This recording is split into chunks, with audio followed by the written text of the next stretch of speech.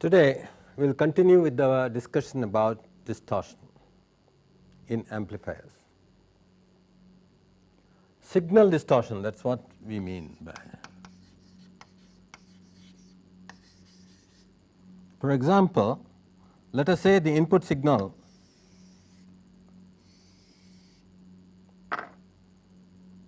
is something like this.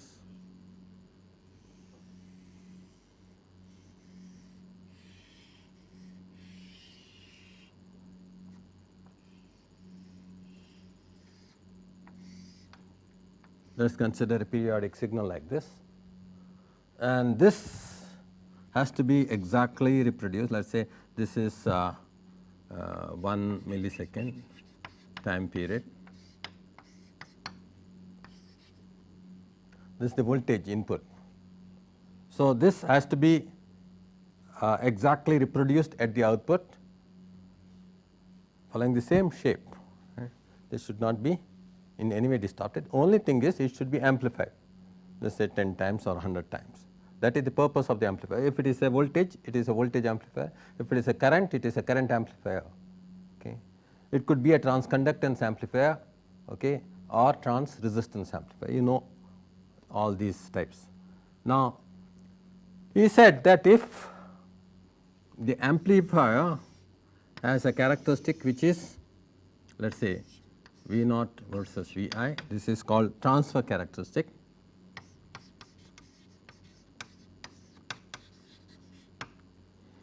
Which is linear,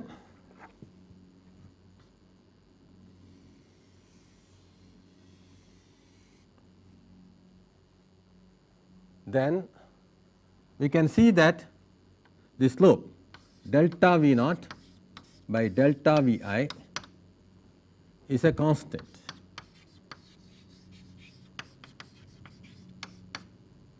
It's a constant throughout. This remains a constant. This is what is called as the voltage gain of the amplifier. This slope of this is a constant throughout. It remains constant at all points of time,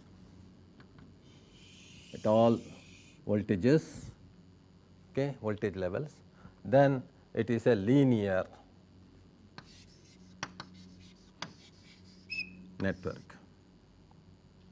But this is only possible, okay, theoretically. Right? In practice, no amplifier can be that linear as depicted here.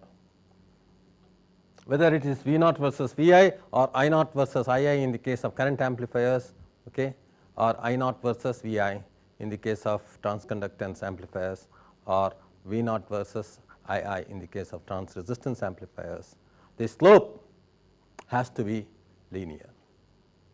For most of the amplifiers, we would like to make it as linear as possible by designing the circuit appropriately. This is done, as I told you, by what is called biasing. Proper operation of the device in the proper region, so that the linearity is as much as possible for as wide a dynamic range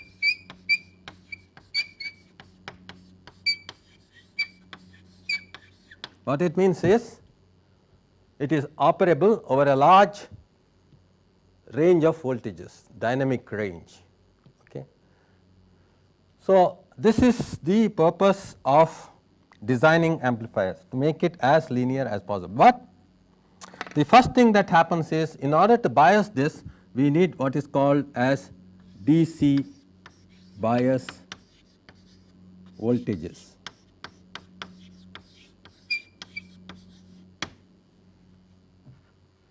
So, these bias voltages will limit the amplitude of output ultimately. So, these will be, let us say, plus Vs and minus Vs for dual supply.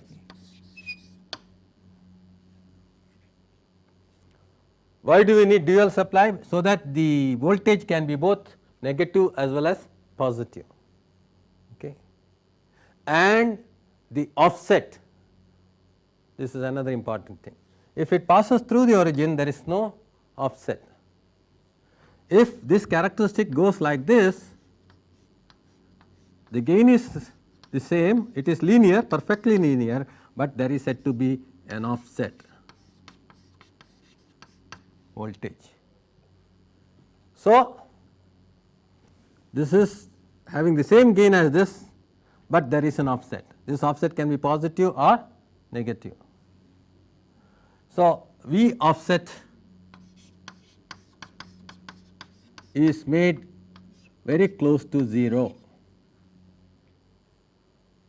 Why it should be made very close to 0? Because this offset may not be constant with respect to temperature. See, the offset voltage may not be constant with respect to temperature. It might be changing depending upon the time and temperature. This causes what is called as drift in offset voltage.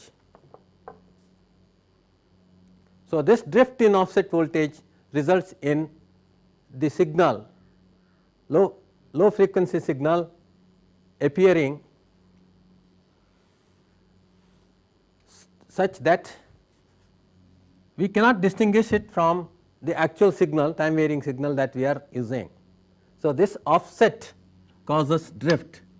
This drift causes signal to noise ratio in the circuit to become poor. We do not want our amplifier circuit to introduce noise, which appears like signal. We do not know what the signal is, and that signal is varying with respect to time, that we are trying to amplify. Apart from that signal that we want to amplify, the amplifier itself is generating a signal which is getting mixed with our signal, and that is the noise, right. So, the signal to noise ratio, right, becomes poor because of the drift. This is particularly so in very low frequency amplifiers. In high frequency amplifiers, the drift being a low frequency component, we can isolate it using decoupling capacitors, whereas in low frequency amplifier, since the signal itself is of low frequency, it mixes with the what is caused by drift and results in signal to noise ratio getting deteriorated within the amplifier. So, this offset has to be necessarily made 0 and kept around 0. So, a design of an amplifier therefore involves making the offset as close to 0 as well as keeping it close to 0 at all times, preventing any drift. So, these amplifiers are called low drift amplifiers. These are specially designed DC amplifiers. Okay. So, please remember that when we are given the task of designing amplifiers for a specific type of amplifier, we have to concentrate on specific aspects of design. When it comes to low frequency amplifiers like biomedical amplifiers, etc., we are interested in designing low drift amplifiers. These are called DC amplifiers. So, in that case, V offset is an important factor. Okay. Next, this particular thing may be getting limited because of the supply that we are using. It is not going up to this. This is the maximum supply voltage. This is the minimum. The negative direction, let us say it is minus Vs. This is positive direction, it is plus Vs. Okay. Dual supply. Above that, it is not capable of giving, because that is the bias supply voltage itself that is used for the active device biasing. Okay. So, this is called limitation due to saturation.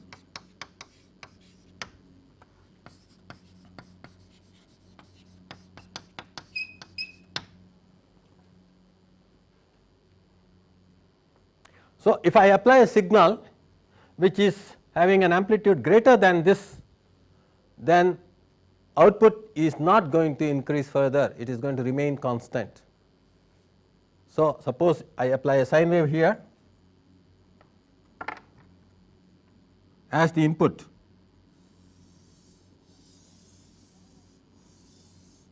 This sine wave, as long as it is within this, is going to be reproduced exactly at the output, no problem, okay, as a sine wave. But if this amplitude is exceeded,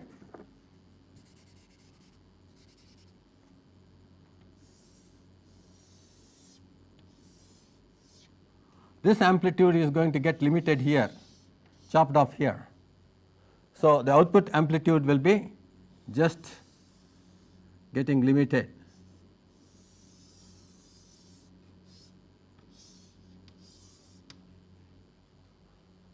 So, this is because up to this input amplitude, output is going to be reproduced exactly proportionately. Thereafter, it is going to remain constant. Again, so is the case with the lower limit. So, this kind of chopping off is due to saturation. This occurs in all amplifiers. Okay. So, if you see anything like chopping off the head of your sine wave form, okay, you can immediately conclude that you are applying a signal which is too large, and therefore, output is getting saturated. So, other type of nonlinearity that we can discuss will be what is called as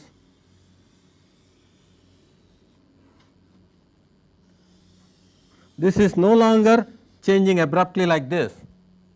So, the slope is maximum at this point and going on decreasing, delta V naught by delta V I, which is okay, the amplification factor. This is different at different points. This is what happens because of what is called nonlinearity. So, this nonlinearity causes it to keep on decreasing and ultimately go to 0. At saturation, delta V naught by delta V I is 0. That means, it is going from a maximum value to a 0 value. So, this is what happens in practice in most of the amplifiers. The nonlinearities may differ, it may not be exactly this nonlinearity. This is a symmetric nonlinearity. So, this nonlinearity is something that causes us to fix the operating point very carefully at the middle here in this case, so that the dynamic range is maximum. Operating point, because of offset, can shift to this, even then it is amplifying, but the dynamic range gets curtailed. Here on this side it can go only up to this point, on the other side it can go this much. Similarly, if the offset is here, then again the range, dynamic range of the amplifier gets curtailed. So, it is important to fix the operating point properly, and the operating point should be stable, right. So, that if the operating point drifts, again the dynamic range for your amplifier gets curtailed in one direction. So, operating point stability is also important in your circuit. So, in the design of amplifier, we see to it that the operating point does not drift much. Particularly, we bother about this in the case of large signal amplifiers, not small signal. In the case of small signal amplifier, even if there is offset, since the signal itself is going to be very small, it is not going to matter much. So, the amplification factor may be still very high.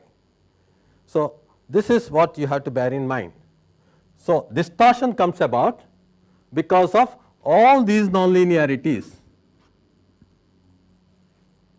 So, let us therefore see what happens to this kind of signal if it is applied here. This is not going to be retaining the shape exactly here, right. Maybe this portion of it may get chopped off, and this portion of it may be amplified properly. So, that is what is called distortion. how to measure distortion is what we are going to discuss today. See, the causes for distortion, these are very clear. This is caused by nonlinearity. I have told you the type of distortion that is caused by frequency dependence of the amplifier gain, that is called magnitude and phase distortion, resulting in distortion of the signal. That is different from the distortion that is occurring because of nonlinearity. So, today we will discuss about nonlinearity distortion. Normally, for testing the amplifiers, it is customary to use sinusoidal signal. Why? Because sinusoidal signal can be sort of a generalized signal which a periodic signal, for example like this, can always be represented as a summation of sinusoids. So, a test of an amplifier is normally done by using sinusoidal signals.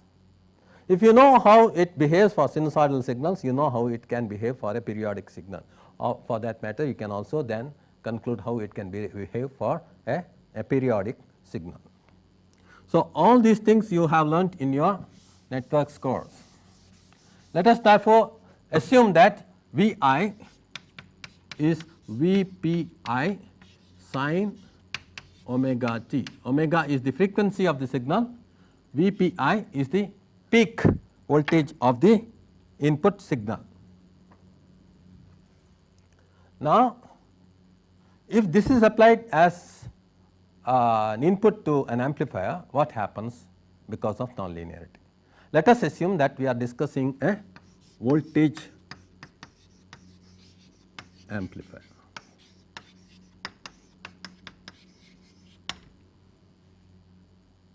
Which means that V naught is a function of Vi. I told you this is going to be represented as V offset, which is independent of Vi, plus K naught into Vi plus K1 into Vi squared. I am considering now only nonlinearity due to the square term. The rest of the nonlinearity I am ignoring. This is to illustrate as an example, right.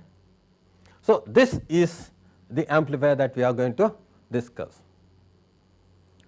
So, if this is the nonlinearity that is present in an amplifier, then what is going to be the amount of distortion? Normally, V naught therefore is going to be equal to V offset. This is independent of input. So, this remains unaltered, plus K naught times Vpi sin omega t. So, this is coming out beautifully, K naught into Vpi amplifies it. Next, plus K1 into Vi squared. So, that is coming as Vpi squared sin squared omega t. That therefore is going to be resulting in some unwanted component. What is it that we will see? We have therefore V naught equal to V offset plus K naught Vpi sin omega t, which is a wanted component, plus K1 Vpi squared. Okay. Sin squared omega t can be written as 1 minus cos 2 omega t by 2. So, please note there are two things that are happening. It has now produced a 2 omega component, that means this harmonic generation occurs.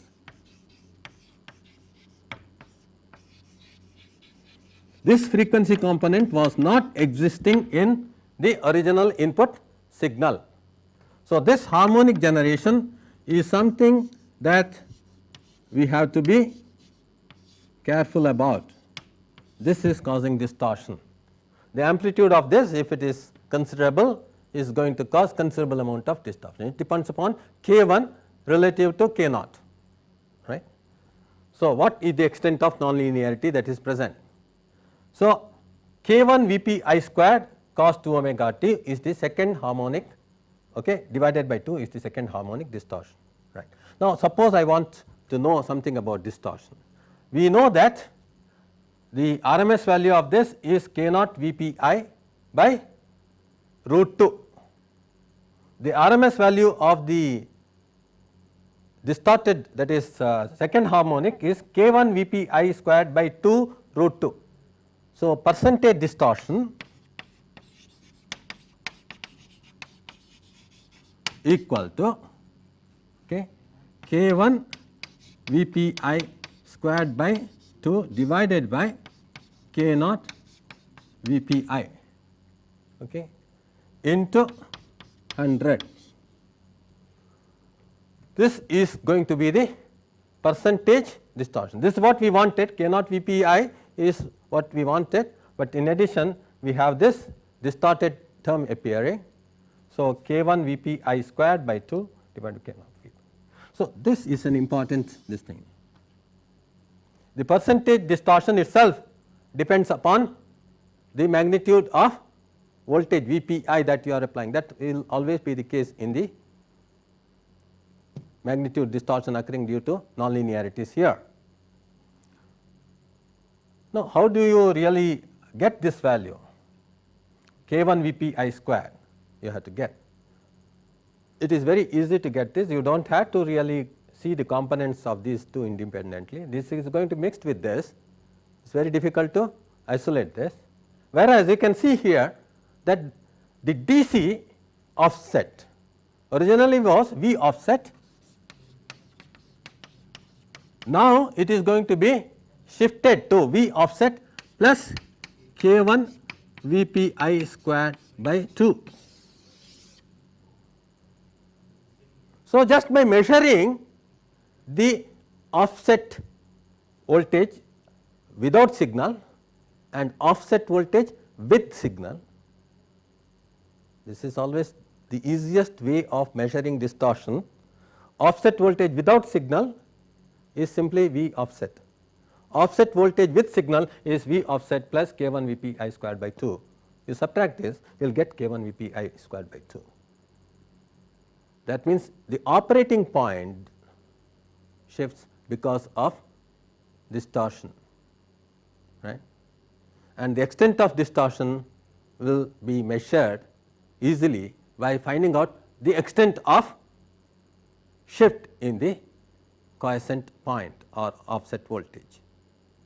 So, this is an easy way of practically measuring any amount of distortion. This may be due to second harmonic here, but it may have K2 Vi cubed, that does not matter. Even K2 Vi cubed, okay, sort of can be sort of giving you certain amount of distortion. Then K3 Vi to the power 4, all these things will cause certain amount of distortion, and all these distortions can be fairly easily measured by seeing the amount of offset shift. Predominantly, when we go to FET like structures, we have seen that it is a square law nonlinearity, okay, whether it is JFET or MOSFET. Okay. The output current is proportional to square of input voltage, and this kind of distortion is quite common, and second harmonic distortion is good enough measure of the extent of distortion in the signal. Okay. So, please remember this. And when it comes to transistors, bipolar transistors, again it is an exponential nonlinearity. Again there will be the square law, this nonlinearity present in that. This square law nonlinearity is absent only in a differential structure, okay, that the first nonlinearity is cubic, okay, square law is absent, it gets cancelled. Therefore, we will see that arranging these different devices BJT or FET itself will cause us to get rid of certain dominant nonlinearities. So, this is also part of the design.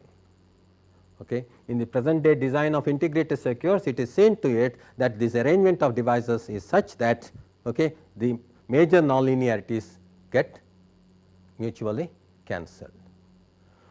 So, once again the percentage distortion is an important measure of an amplifier.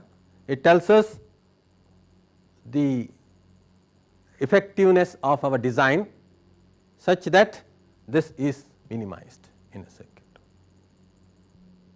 Now, let us summarize the practical amplifier situation belonging to the 4 amplifier categories. Voltage amplifier that we had just discussed, V naught is equal to V offset plus K naught V I. This is the important term that we should retain. The rest of the things should be made as close to 0 as possible. V offset K1, K2 should go towards 0.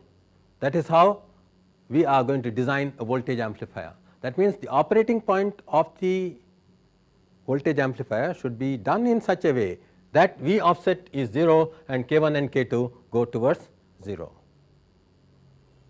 Next, how to design a current amplifier. I naught is going to be I offset. This is what is important, right. In the case of a current amplifier, there can exist an output current which is independent of the input current.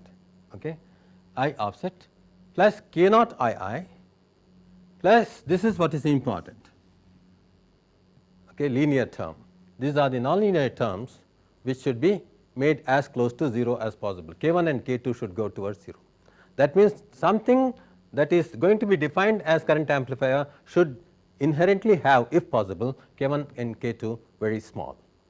There is no point in therefore using this kind of characteristics for designing this kind of amplifier.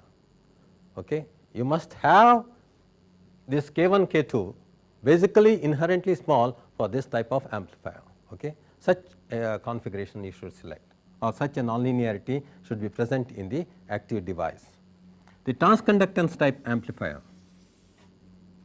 this is becoming quite popular these days in IC designs. I naught is equal to I offset plus G naught into Vi, linear term, and then G1 into Vi squared, G2 into Vi cubed, etc. Your transistor amplifier can be put under this category, by BJT or FET can be put under this category of transconductance amplifier. Trans resistance amplifier, V naught is equal to V offset plus R naught II plus R1 II squared plus R2 II cubed. Not yet been able to find out a device which is well suited for this kind of amplifier, right.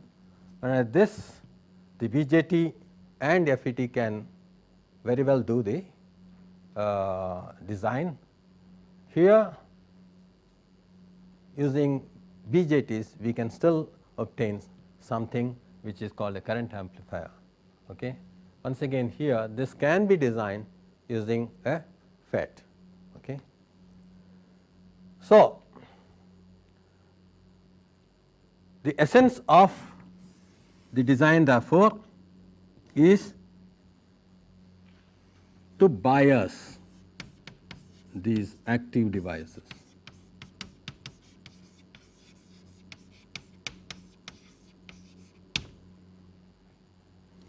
Using DC supplies.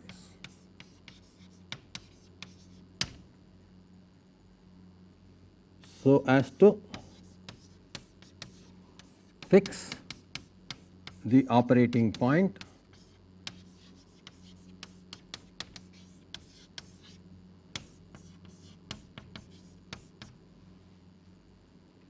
in a region with the best linearity possible.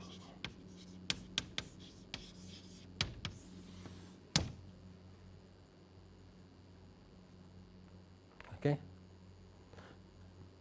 So, the next few lectures will be devoted especially to take examples of various devices like bipolar transistors, field effect transistors, single transistors, pairs, okay, combination of these transistors, etc., to achieve this purpose. Okay. So, the basic idea is ultimately we should achieve one of the four category of amplifiers with best linearity possible, with minimum amount of offset voltage, maximum bandwidth possible. Okay. This is the idea of a design. So, we will now consider the basic elements which can be used for this purpose. So, the elements that were being used were tubes earlier, electron tubes. These are all replaced now by semiconductor devices.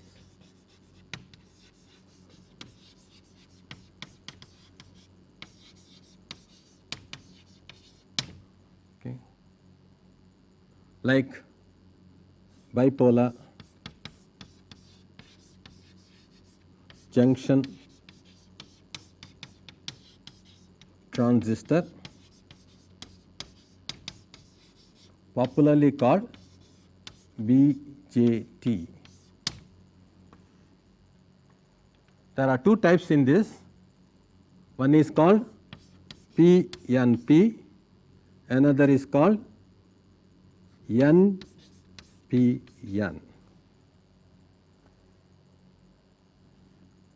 Next,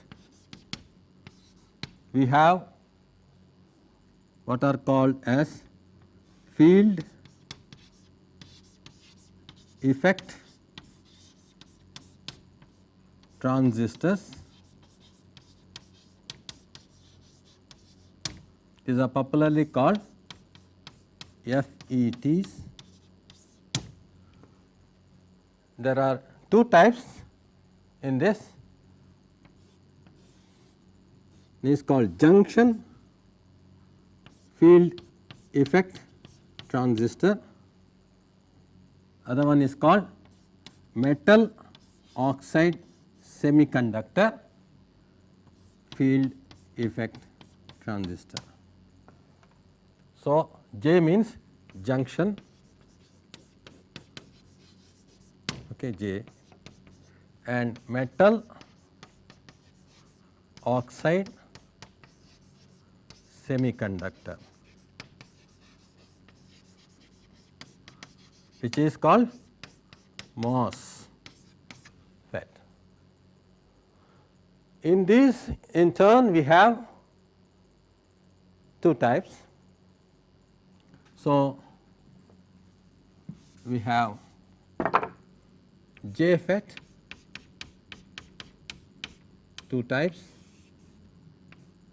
N channel and P channel.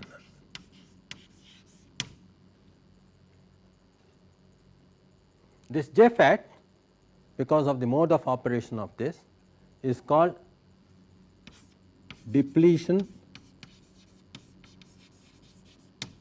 type. Okay. And therefore, in MOSFETs we have two categories which are basically based on again the mode of operation.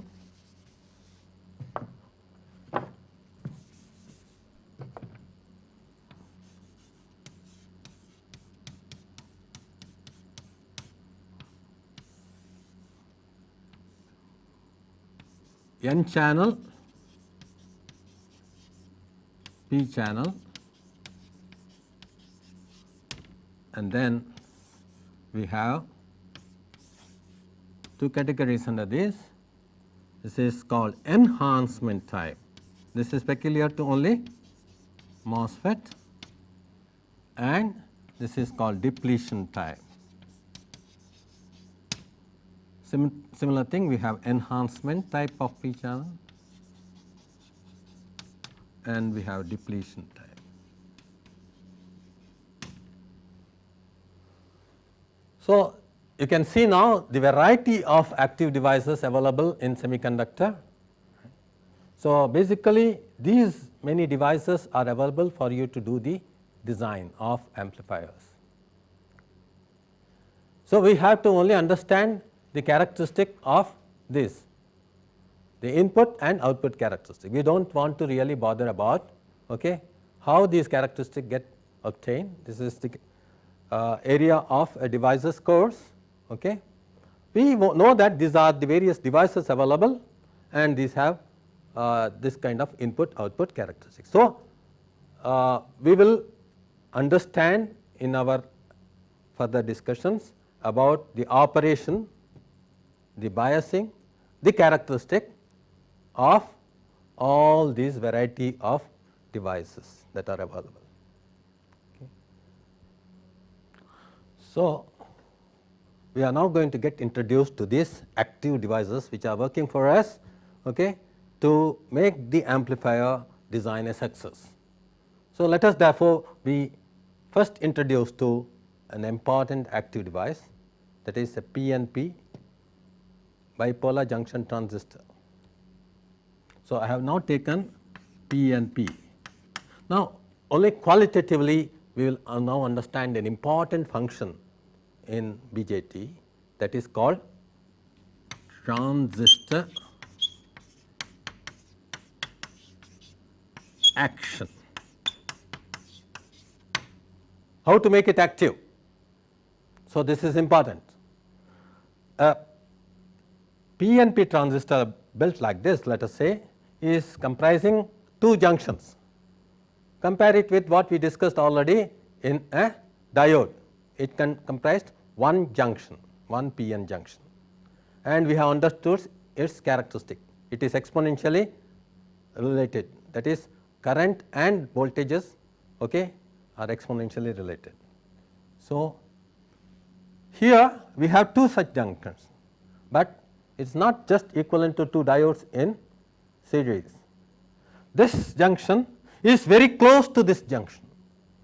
This is important in a transistor. In order to make a good transistor, I must have this junction very close to this junction. Now, what happens because of this? This junction, which is called emitter base junction, this junction is called emitter base junction. This is normally forward biased. For transistor action, this emitter base junction is normally forward biased, which means this is P is made positive and N is made negative. The moment a junction is formed, you know that there is what is called a depletion layer, which is devoid of all mobile charge carriers, electrons or holes. This layer is called depletion layer. This we had talked about again in diode. The barrier, there is a barrier, potential barrier, which is of the order of 0.5 to 0.7 volts in the case of silicon.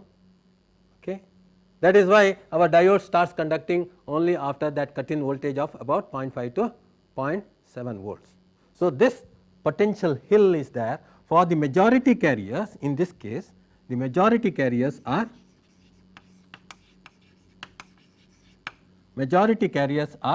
holes on P side, N side they are electrons. So, what is done in a transistor is the total current normally is made up of current flow due to both holes as well as electrons. In order that transistor action is good, I want to make this total current equal to mostly due to majority carriers in this, right. So, this particular region is therefore made heavily doped. So, this is really speaking P plus it is called, that means it is heavily doped, and therefore, the current here is going to be primarily made up of majority carriers that are holes, right. So, this I E is predominantly governed by hole current in this region. Okay. So, these holes which are going this way to constitute the current, because it is forward biased, okay, these holes will be moving towards this, electrons will be moving towards this easily. Okay. So, because the barrier height is reduced by forward biasing.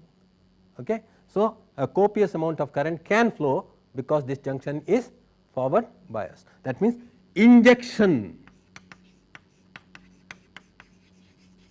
of majority carriers will occur from emitter, that is why it is called emitter.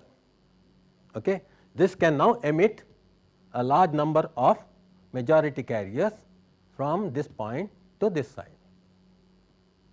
So, we call this terminal as emitter.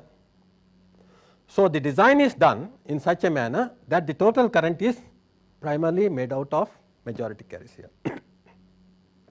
So, once these holes which are constituting primarily the current get injected onto this side, imagine them here, these holes in this region are minority carriers. So, they are likely to join up with electrons, they are going to be wasted. We do not want this to happen in a transistor. So, what do? We make this region as thin as possible, that is the construction of a transistor should be such that this region should be made P plus and this region should be made as thin as possible. Therefore, we do not lose any of these injected carriers in this base region. This region is called the base region. So, after they come over here without getting lost, okay, without recombining, this is called recombination factor. This recombination factor should be kept close to 1. Okay. So, nothing is lost in this region. So, this injected holes will entirely come to this junction, and here this junction is reverse biased.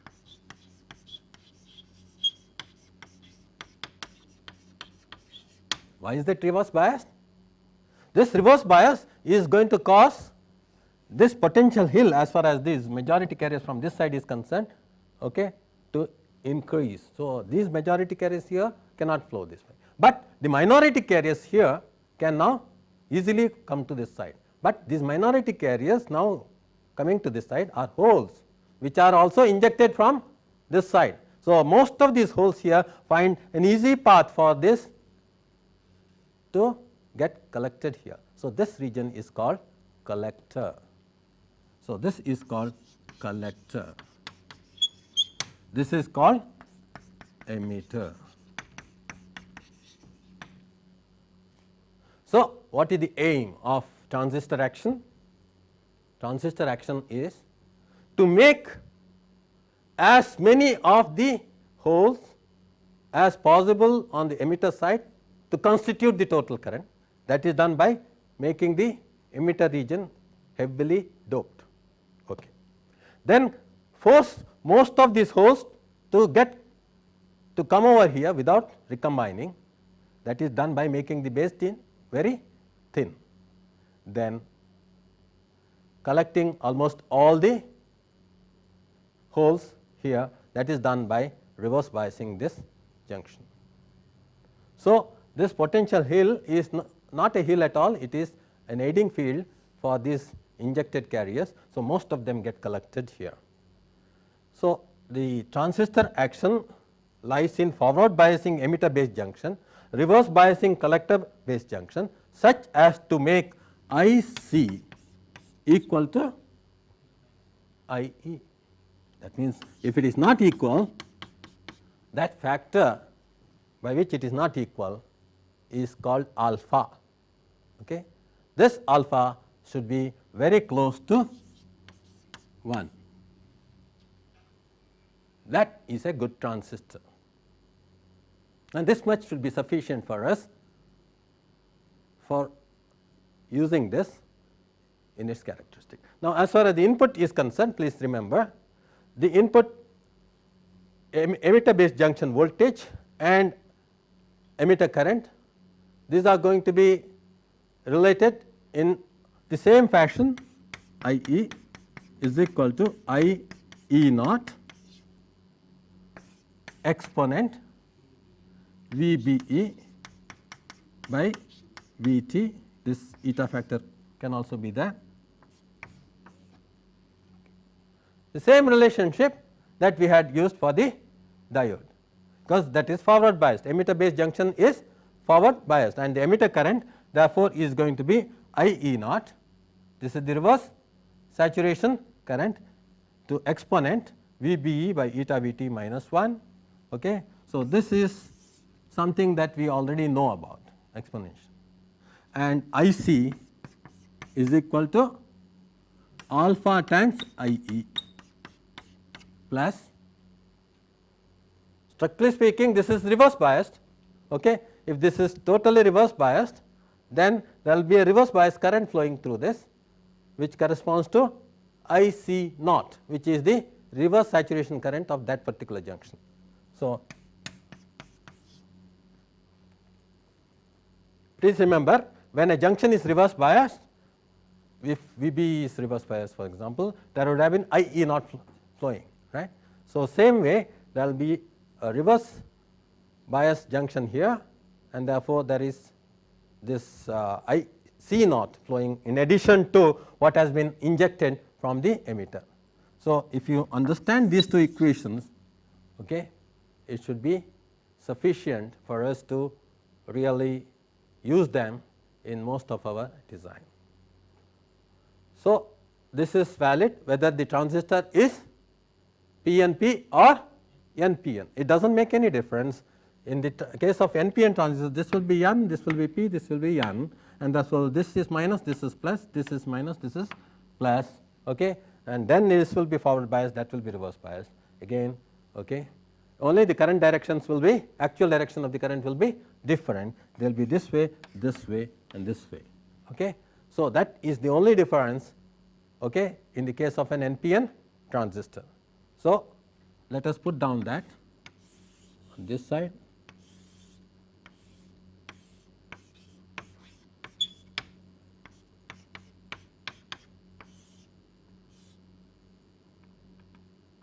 So, instead of this going in,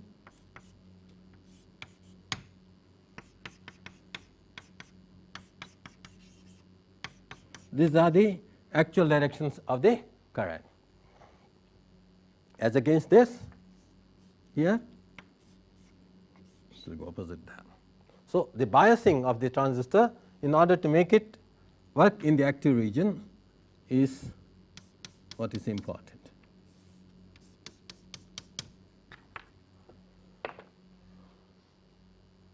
So, if we understand this, then we have got what is called as a current source, which is totally independent of the voltage that is applied here. The reverse bias is not determining what the value of the current should be. That current is totally determined by emitter base voltage that you are applying here, and I e is going to be fixed by emitter base voltage at the input, and this I e is now flowing at the output, and you can connect it to any load. Okay. So, this is a current controlled current source. If I have 1 ampere here, this will be 1 ampere. Okay. This 1 ampere is flowing into almost a short circuit, and this 1 ampere can flow into any load. So, you have therefore forced an output current which is dependent upon an input current. So, current controlled current source.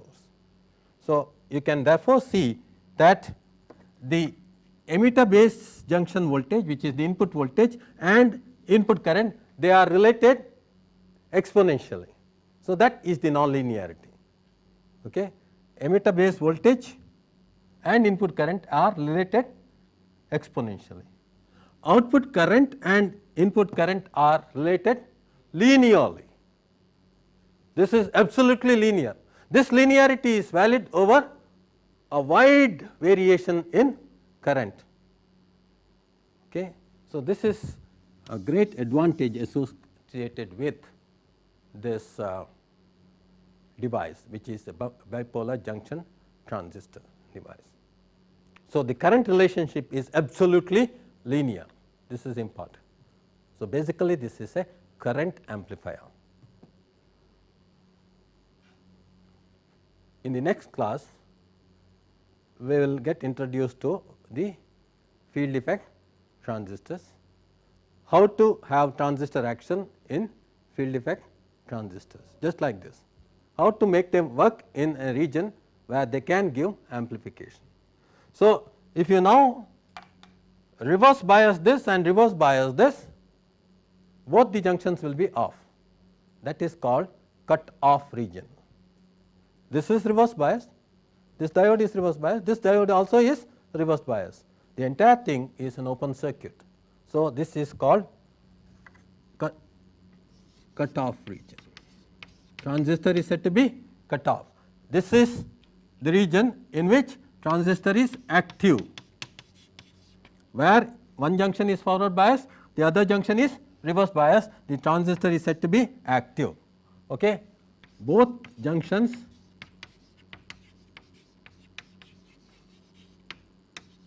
reverse biased, the transistor is cut off, it is open, right. It is equivalent to open circuit here and open circuit here, right. Now, collector base junction forward biased, emitter base junction reverse biased. This is called inverse mode of operation. You are not supposed to operate a normal transistor this way, because we have designed this transistor with this junction heavily doped. This is not so heavily doped. Okay. So, its efficiency is poor. Okay. So, its alpha is going to be not so close to 1 as this one is. So, inverse mode of operation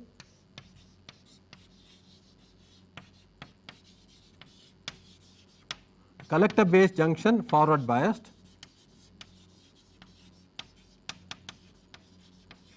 emitter base junction reverse biased.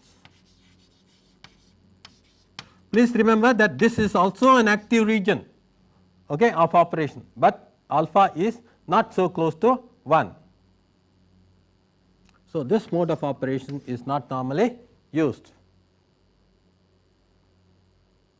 Then both junctions forward bias, this junction forward bias, this junction also is forward bias. Okay. That means both junctions are short circuits. Okay.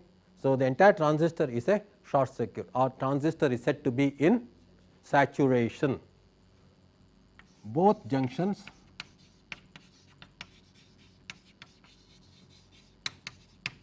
forward biased.